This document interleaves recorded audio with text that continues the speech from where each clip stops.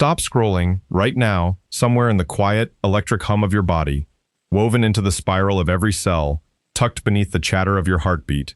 There is a hidden code that mainstream science has been too afraid to fully explain. It doesn't announce itself. It doesn't show up in your eye color, your height, or the shape of your jawline. But it's there, coiled in the dark, archival depths of your genome like an ancient document sealed in amber. And the answer, the key to unlocking that secret, is trapped on an island where no outsider has ever survived setting foot. Imagine you're sitting at home, a lazy Sunday afternoon, the kind where the light slants golden through the window and the world outside feels distant and still. A cup of tea cools beside you, forgotten. Your DNA test results finally ping into your inbox. You've waited weeks for this moment, the promise of pie charts and color-coded maps that will tell you, with scientific certainty, who you are. Maybe you feel a small flutter of anticipation, that sense of standing at the threshold of your own history. But as you scroll through the regions, the percentages, the little flags that are supposed to feel familiar, your finger stops dead on a single, impossible line. 1%. 1% of your DNA is flagged as unassigned, deep ancestral ghost lineage. You squint. You refresh the page. You check for an asterisk, a glitch, a note from the company explaining that this sometimes happens with degraded samples. Nothing. Your throat tightens. The numbers that were supposed to anchor you, Irish, Nigerian, Filipino, whatever your story is, suddenly feel incomplete. You dig into the raw data. You upload it to every third-party calculator you can find, the kind that lets you push past the glossy consumer interface into raw SNP clusters. And a cryptic proxy match keeps surfacing in the distant branches of your family tree. The algorithms aren't pointing you to Vikings or Roman senators. They are triangulating you toward a tiny, forbidden dot in the Bay of Bengal, a place where no outsider can go, a place where the people have violently rejected contact with the rest of the world for 60,000 years. North Sentinel Island. That 1% isn't a mistake. It is an echo, a surviving whisper inside your own genome from a population that science considers a living time capsule, a branch of the human family that broke away before the invention of the bow and arrow, before the wheel, before the last ice age truly ended.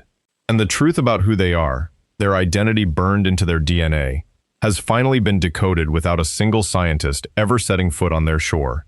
You are about to learn that everything you thought you knew about the migration of your ancestors is missing a crucial, isolated chapter. For decades, the accepted story, the one fed to us by history books and documentary voiceovers, presented the peopling of Asia as a relatively straightforward monolithic wave. The narrative was comfortable. It had a clean arc, a beginning, a middle, an end. Anatomically modern humans shuffled out of Africa roughly 60 to 70,000 years ago, hugging the coastlines, their feet pressing into the wet sand of beaches that no longer exist. They hunted shellfish, gathered crabs, and eventually trickled into the deep interior of Asia, giving rise to the vast genetic tapestry of Chinese, Indian, and Southeast Asian populations we see today. The map in your old anthropology textbook probably showed a single set of arrows curving along the Indian Ocean, as if migration were a single, organized procession rather than a chaotic, fragmented scatter of desperate survival. In this model, the dark-skinned hunter-gatherers of the Andaman Islands were simply classified as negritos, a vague anthropological catch-all term that lazily lumped them with distant pygmy groups in the Philippines and Malaysia. The word itself carries the weight of colonial assumption, little black people in Spanish, a label imposed by European observers who thought they saw Africans where there were none. The assumption was that these islanders were just early settlers who got stuck, a primitive relic branch of the same tree that produced mainland Indians. It was a neat, tidy box. They were viewed as a curiosity, a vestige, perhaps shipwrecked slaves from Africa, as some early colonial British theories speculated, or a lost tribe that degenerated into isolation. Victorian anthropologists measured their skulls and classified them as primitive, a word that said more about the observers than the observed. The accepted story denied them agency. It denied them a distinct origin. Mainland Indian populations exploded in genetic complexity, mixing and mingling with waves of Iranian farmers and steppe pastoralists, creating the dazzling diversity of the subcontinent. The assumption was that the islanders were just a tiny, unadmixed pocket of that initial founding layer. They were treated as a footnote, a living museum exhibit, a curiosity to be photographed and studied, but never understood. But that assumption, as comforting as it was for the linear textbooks, was shattered the moment we looked at the male lineage. It was a genetic verdict that forced us to rewrite the map of the ancient world. The anomaly didn't appear in the mainstream, well-advertised genetic markers that we usually use to trace our recent ancestors. It didn't show up in the haplogroups that dominate the ancestry reports of billion-dollar testing companies.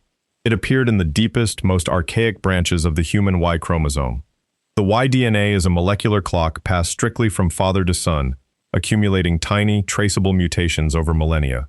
Each mutation is a tick, a mark on a timeline stretching back to a theoretical Adam, the man from whom all living men descend. It's a clock that cannot be wound, cannot be reset, cannot be corrupted by the mixing of maternal lines.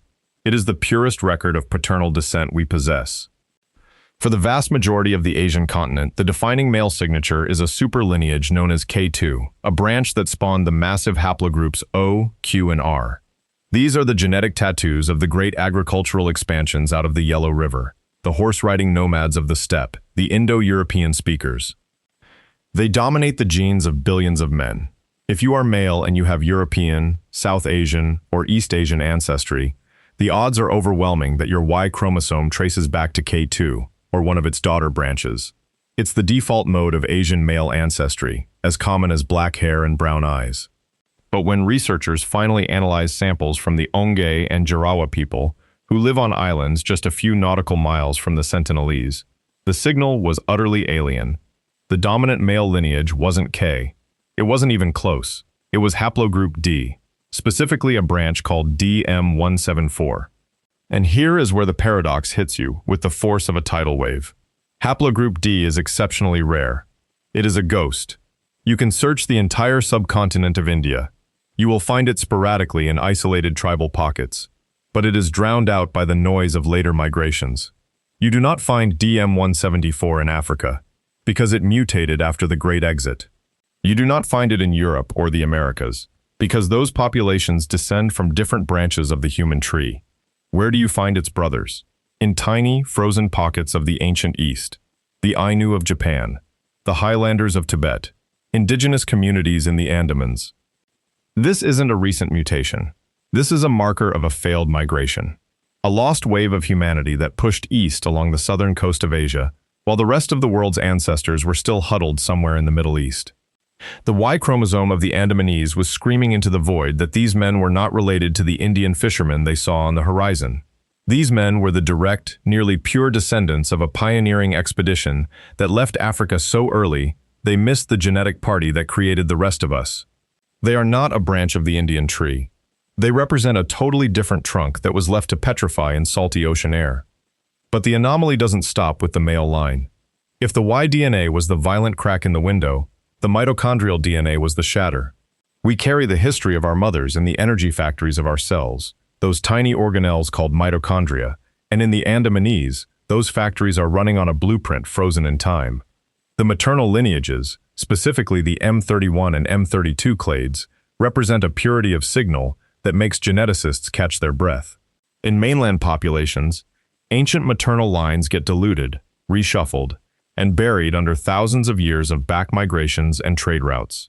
The mitochondrial DNA of a modern Indian woman is a palimpsest, a document written over so many times that the original text is almost impossible to read. On these islands, the mitochondrial DNA reveals a branching event that likely occurred between 60,000 and 70,000 years ago, right at the very dawn of the human coastal express out of the Horn of Africa. Think about what it means to carry a mitochondrial lineage that hasn't absorbed a new wave of outside mothers since before the Toba supervolcano nearly wiped out humanity.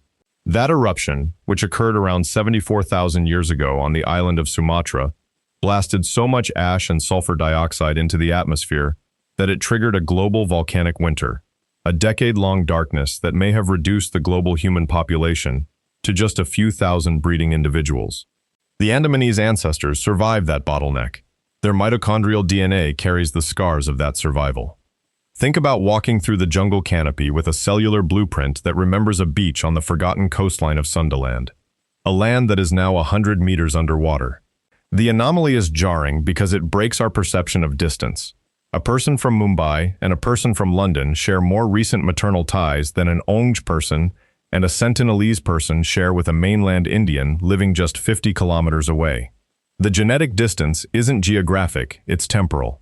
The water separating North Sentinel from the mainland isn't just salt and current, it's a time machine. And the time-dilated anomaly leads us to an uncomfortable, humbling conclusion. We are the migrants, we are the latecomers, and that tiny, hostile island harbors the original inhabitants of a vanished world that we have completely forgotten. To understand who the Sentinelese really are, we have to journey into the deep dive of genomic mechanisms, not by extracting their blood, that has never been done, and under Indian law and basic human ethics, it never will be, but by triangulating the ghosts of their relatives who gave samples decades ago. We are dealing with an invisible genome, a molecular phantom, and the mechanism we use to see it is something called proxy analysis. Because we have high-coverage whole genome sequences from the Ong and Jarawa, we can identify long segments of DNA that are unique to that Andamanese genetic signature. These segments are like genetic fingerprints, patterns of single nucleotide polymorphisms, or SNPs, that are rare or absent in other populations. They are the genetic equivalent of a family crest, passed down through thousands of generations with terrifying fidelity. When the Sentinelese genome remains a black box, we look at the light escaping from similar boxes. The genetic architecture we see in their neighbors is defined by two brutal sculptors, the founder effect and drift. Imagine a bottle. That is humanity leaving Africa. A small group of a few hundred, maybe a few thousand, carrying only a fraction of the genetic diversity of the continent, walks along the Arabian shoreline. They left behind most of the variation that existed in the African gene pool. Now, imagine a smaller bottle inside that bottle. That is the group that peeled off to explore the primeval forests of a peninsula that would eventually become the Andaman archipelago. Each bottleneck squeezed the gene pool tighter, leaving only a subset of a subset, a genetic echo of an echo. The deep dive reveals a genome that is not just old, it is impoverished in a way that tells a story of extreme survival. The Andamanese show the longest runs of homozygosity of almost any population on Earth. This means their parents were related, distantly, for a very, very long time. Not because of a sickly inbreeding like European royalty, where cousins married cousins to keep bloodlines pure, but because of a mathematically perfect isolation. No new blood for 1,000 generations. The genomic mechanism here is a constant pruning of alleles. Variants that were rare in the founding population were lost entirely. Variants that were common became fixed. It's a process as relentless as the tide, and it has left a genome that is both extraordinarily ancient and extraordinarily uniform. This is why the Sentinelese are a key reference point for human prehistory. When we study complex diseases in London or New York, we are looking at a messy, mixed book. The Sentinelese represent a clean first draft. By seeing what genes they have preserved, and just as importantly, what genes they have lost, we can infer the genetic toolkit our ancestors possessed when they were just a tiny band of hunter-gatherers staring at an endless, unexplored sea. For instance, the Andamanese genomic profile lacks the high-altitude adaptations of the Tibetans, even though they share that deep Y-DNA lineage. Why? Because the mutation for living in thin air, a variant of the EPAS1 gene inherited from Denisovans, happened in a specific Tibetan ancestor 40,000 years after the split from the Andamanese ancestor. The Sentinelese ancestor chose the sea, not the sky. The same ancestral lineage, two radically different destinies, written in the silent language of nucleotides. But the deep dive gets even more profound when we move away from the living and into the bones, the dirt, and the ancient climate data that ties the DNA to a specific, catastrophic moment in geographical time. The approximate time frame for their isolation, more than 10,000, likely pushing 20,000 years, coincides not with a war, but with a melt. The end of the last glacial maximum. During the Ice Age, the geography of Asia was a hallucination. Sumatra, Java, and Borneo were a single mountain range, a vast subcontinent called Sundaland. The sea levels were 400 feet lower. What is now ocean was once dry land, traversable on foot, a landscape of rivers and forests that no longer exists. The Andaman Islands weren't tiny remote dots. They were lush, mountainous highlands connected to a vast coastal plain that stretched all the way to modern-day Myanmar. The ancestors of the Sentinelese, Ong, and Jarawa were not mariners. They were walkers. They hunted, gathered, and lived across a now-sunken continent.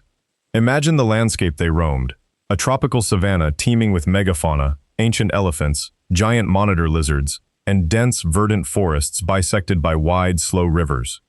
The air would have been thick with the sound of insects, the smell of damp earth and flowering trees. It was a world before written history, before agriculture, before the first permanent settlement. A world where humans were just one more species navigating an ancient ecology. The deep genomic mechanisms record this vividly through what is called a demographic bottleneck. We can see a sudden, catastrophic drop in effective population size, timed perfectly to the era of glacial meltwater pulses. As the ice caps collapsed, the ocean rose with terrifying speed, sometimes as much as several meters per century. Coastal camps would have flooded within a generation. Imagine watching the shoreline creep closer every year, the salt water poisoning the freshwater springs, the familiar hunting grounds disappearing beneath the waves. The people retreated to higher ground, unknowingly climbing the hills that would, within a few centuries, become an impassable liquid desert. The genome shows a divergence between the great Andamanese, who were eventually somewhat contacted and destroyed by the British, and the Jarawa/Ungar cluster. The Sentinelese, based on their geographic position and linguistic isolation, their language is so distinct from Ongwe and Jarawa that linguists believe the split is unimaginably ancient, are likely a third branch that diverged even earlier. The rising sea didn't just trap them, it froze them in amber. The DNA tells us that the Indian Ocean became a barrier more lethal than any desert. While their distant relatives on the mainland were swept away by the invention of agriculture, by the domestication of rice, by the genetic tide of Indo-European speakers, the Sentinelese genome just stopped. It stopped mixing. The deep dive isn't just reading letters. It's reading a history of a catastrophic natural imprisonment that a group of humans refused to leave. They refused to build plank boats to cross the 3-mile-wide channel, or perhaps the knowledge was simply lost in that bottleneck. A single elder dying of a fever and taking the secret of the boat with him to the grave, leaving an entire population stranded on a hilltop for 100 centuries. The human connection is where the abstract letters and the ancient ice melts stop being academic and start being deeply, viscerally personal. You might be listening to this thinking, this is fascinating anthropology, but what does a lost lineage of haplogroup D have to do with me? The answer lies in the ghost lineage we talked about at the very beginning. That 1% unassigned that your modern DNA test cannot chew up. The human connection is that the Sentinelese are not our ancestors. They are our ancestral mirrors. They show us the body we lost. Mainland populations in India and Southeast Asia are composed primarily of two deep ancestral source populations. The ancestral South Indians, a dark-skinned, ancient population somewhat connected to the early coastal dispersal, and the ancestral North Indians, related to West Eurasians. The Andaman Islanders serve as a critical proxy, a control sample, for understanding what that ancestral South Indian component might have looked like before any mixing occurred. They are the closest living approximation to the first wave of human settlers in South Asia, unmodified by the thousands of years of migrations that transformed the mainland. But here is the chilling emotional connection that hits your personal DNA readout. The Sentinelese demonstrate a purer expression of that first wave than any ancestral South Indians do. If you have South Asian ancestry, a large chunk of your deep, precast, pre-agriculture identity comes from people who looked exactly like the Sentinelese. When you see the aerial photographs, the rare glimpses of men on the beach, their skin glistening jet black against the white sand, firing arrows at helicopters, their faces contorted in absolute defiant rage at the flying metal bird, you are not looking at strangers. You are looking at the body plan of the pioneers who survived the Toba catastrophe. You are looking at the unadorned, original form of your own heritage. The emotional trigger here isn't sympathy, it's recognition, tinged with a profound shame. The modern world tried to connect with them through force, through kidnapping, through trinkets and coconuts. We tried to bring them civilization. We thought we were offering gifts, but we were offering diseases, disruption, and destruction. But the human connection in their genetics is exactly that. They needed nothing from us. Their immune systems are a time bomb, not because they are weak, but because they are innocent. A single rhinovirus, a strain of the common cold that you carry asymptomatically in your nasal passages right now, would likely annihilate their entire population within a week. That's not hyperbole. That's the reality of a 4,000-year-old immunological isolation. Their DNA lacks the memory of tuberculosis, of smallpox, of measles. The genes that code for immune system receptors, the human leukocyte antigens, are a narrow, unvaried set, exquisitely tuned to their local pathogens, but utterly defenseless against the global microbial soup we carry. So every time we discuss their genetics in a lab, there is a profound ethical weight hanging over the data. We are studying a people whose genetic integrity, their very existence, can only be preserved by our absolute absence. The human connection is realizing that the greatest gift you can give to this branch of your extended human family is to stay the hell away from them. The DNA of the Sentinelese is a silent, ticking bomb that forces us to confront the lethality of our own existence. And this brings us to the visual, physical reality of the human connection.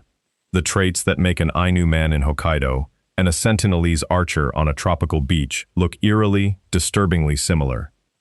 We must talk about the hair. If you search the internet for rare traits of isolated tribes, you often see the blonde hair of the Melanesians, a genetic mutation unrelated to European blondness. But the Andamanese, and the Sentinelese by proxy observation from distant cameras, display a different strange inheritance. Often, the children exhibit reddish or rusty-tinged hair, a gleam of copper in the tropical sun, which darkens to a deep, tight, spiraled curl in adulthood, almost like a cap of organic felt. This isn't the coarse, wavy hair associated with some African populations. This is a specific, isolated textural phenotype, a genetic signature of a population that has been evolving in near-total isolation. The Y-DNA haplogroup D connection with the Ainu of Japan presents a haunting visual puzzle. Historically, the Ainu were described as hairy, with wavy hair and robust, distinct skulls. They are genetically DM174 as well. The connection isn't that a boat sailed from the Andamans to Japan. It's that haplogroup D once occupied a continuous coastal arc from the Bay of Bengal to the Bering Strait, speaking a precursor to the languages of the earliest Asian explorers. The Ainu and the Andamanese are the last survivors of a lineage that was once widespread across the eastern half of Asia, before being pushed to the margins by later migrations. The human connection is that when you look at a Sentinelese face, broad nose, dark piercing skin, short stature, you aren't looking at an African face. You are looking at the Proto-Asian face that modern East Asians and South Indians diversified away from. The epicanthic fold of the Han Chinese, the narrow nose of the Indian, these are later inventions. They are adaptations to cold, dry air, to high altitude, to environments that the Sentinelese ancestors never encountered. The Sentinelese face is a preserved hologram of the human form before it took on the regional masks we now associate with race. The DNA confirms this. They possess ancestral alleles for skin pigmentation that predate the lightning mutations common in Europe and Asia. Their skin is a deep, ancient ebony, the factory setting of Homo sapiens, optimized for a UV-blasted equatorial life before we invented clothing. The human connection is a punch in the gut for our concept of racial boundaries. We draw lines on maps and argue over color gradients, but the Sentinelese DNA laughs at our categories. They are the original Asians, and yet they shatter the stereotype of what an Asian looks like. They stand as a testament that blackness and Asianness are not separate roots, but a shared trunk of a tree we have misread for 5 centuries. Now, we must step into the unresolved question.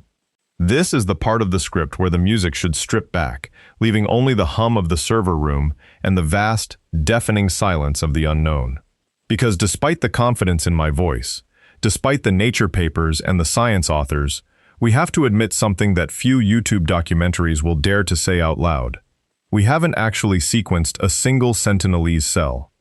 It has never been done. The entire narrative we've built, the 60,000-year isolation, the ghost lineage, the haplogroup D, is an incredibly educated guess based on studying their geographical neighbors. It's analogous to deducing the exact DNA sequence of your secretive next-door neighbor because you've sequenced his 2 cousins who live across town. The assumption is sound, grounded in geography and historical linguistics, but it is still an assumption. What if we are wrong? What if a castaway, centuries ago, from a slave ship wrecked on the reef, managed to swim ashore and integrate? What if a lost Viking expedition, a Chinese treasure fleet survivor, or a Tamil trader washed up before the isolation solidified? We don't have the genome, so we don't know. The unresolved question is a biological vertigo. There is a very real scientific possibility that the Sentinelese harbor a Denisovan or even an unknown archaic hominin admixture that we have never seen before. The rest of island Southeast Asia has pockets of high Denisovan introgression. Because the Sentinelese are so deeply isolated, they might have interbred with a shadow species in the Sunda forest, and that genetic ghost might be sitting there, floating in their blood, undetected by our calculators. The unresolved question also touches on language. Their language is completely uninterpretable. When researchers left coconuts on the beach and they were rejected, we couldn't even learn the word for coconut. It is a black box. Does their language match their deep DM174Y DNA isolation, representing a linguistic root older than the mother tongue of Eurasia? Or, in some paradoxical twist, will their language, when finally heard, tell a story of a recent, radical break from a group we thought we knew? The possibility that their language could be the sole survivor of a linguistic family that predates all known language families is enough to keep linguists awake at night. And the deepest, most unresolved question of all isn't about the past. It's about the right now.